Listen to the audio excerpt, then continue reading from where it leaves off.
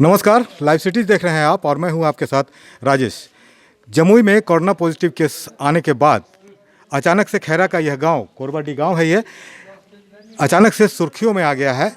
लोगों की निगाहें इसी गांव पर टिकी है कि यहां पर से जो शख्स मुंबई से आया था वो इसी गांव का रहने वाला है और यहां पर कुछ समय के लिए वो आया था। अभी 2 दिन पहले जो मुंबई से वो टैक्सी से आया था, झाझा होते हुए यहाँ तक आया था। हम गांव की स्थिति अभी दिखा रहे हैं।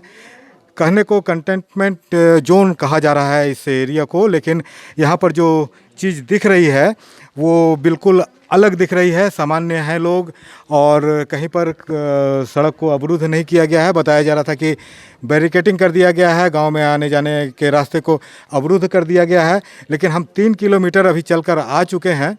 3 किलोमीटर एरिया को बोला गया था कि यहाँ पर सील कर दिया गया है, लेकिन यहाँ पर जो देख रहा है कि हम लोग आ रहे हैं रास्ते से, कहीं पर कोई अवरुद्ध नहीं है, कहीं पर कोई बैरिकेटिंग नहीं है। आराम से लोग आ रहे हैं, जा रहे हैं।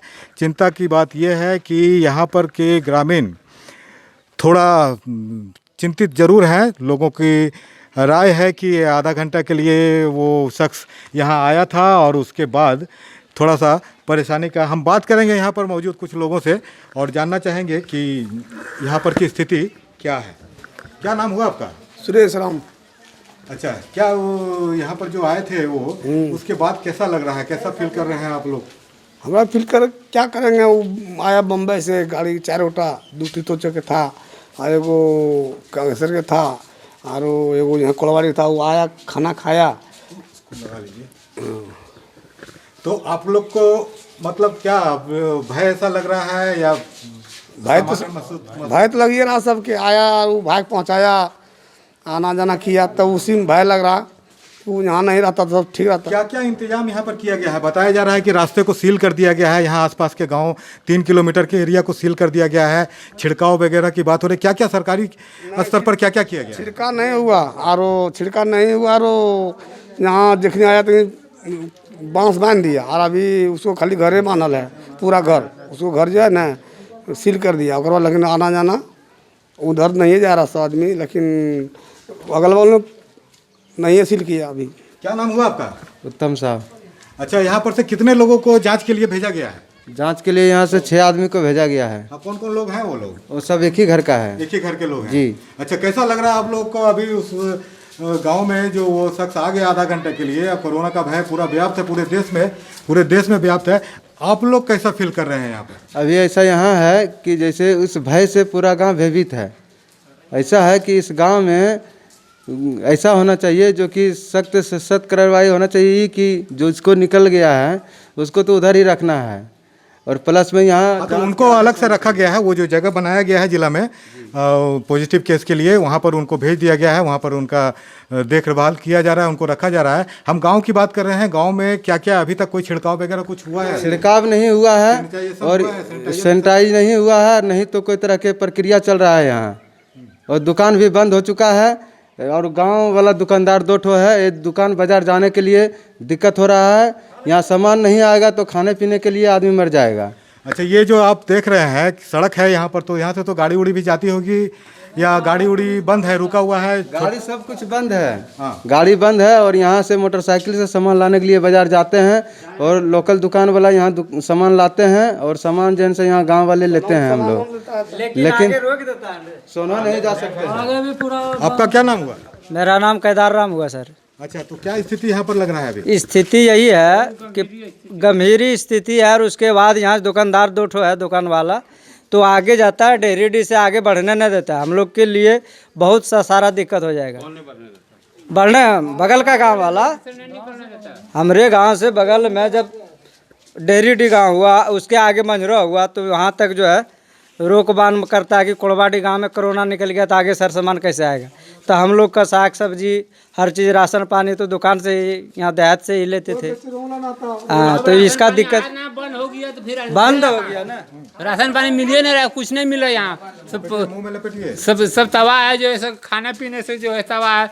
यहाँ कोई भी चीज़ की व्यवस्था नहीं है। किसी की तबीयत है और डॉक्टर नहीं है, न डॉक्टर घुसता है, कोई डॉक्टर नहीं घुस रहा है। यहाँ पे राशन दुकान ही नहीं है। राशन दुकान 2 है और सामान उसको मिलेगा जब ही तो बेचेगा यहाँ सामान।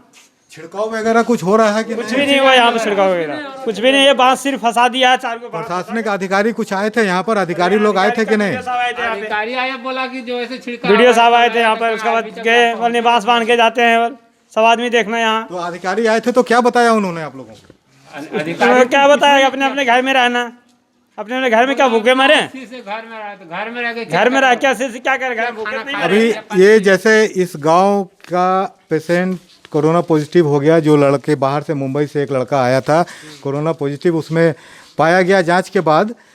अभी इस गांव में थोड़ा समय वो बिताया, आप लोग उसके बाद क्या क्या परेशानी झेल रहे हैं ये बताइए। परेशानी ये झेल रहे हैं कि अभी जैसे वो लोग तो चला गया, उसके घर के 6 बच्चे, बूढ़े बच्चे लेके 6 आदमी थे उसके घर में, वो 6 आदमी के कल ले गया।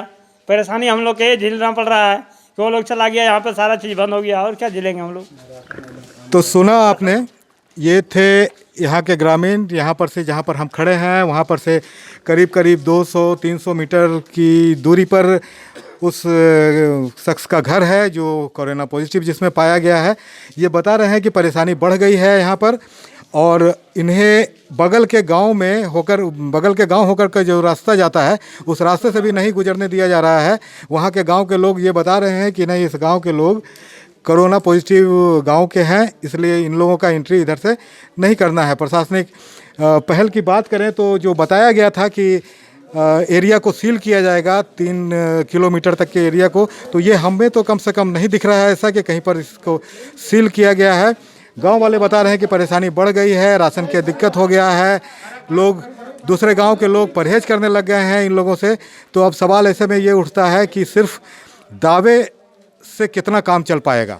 यहाँ जो प्रखंड विकास पदाधिकारी हैं डॉक्टर अब्दुल कुमार आज, उनसे हम मिलने जा रहे हैं। हम पूछेंगे उनसे कुछ सवाल इसी मुद्दे को लेकर।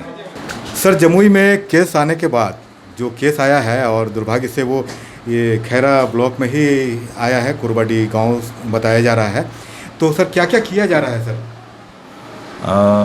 जैसा कि जो पेशेंट हैं उनको ज़िले के सेंटर पे, तय सेंटर पे उनको क्वारंटाइन किया गया था, पहले भी रिपोर्ट आने से पूर्व भी, और अभी उनको रखा गया सुरक्षित तरीके से।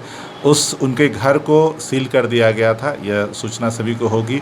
घर के आसपास में जो 3-4 गांव हैं उनको भी जो उनकी सीमा है उसको सील कर दी गई है।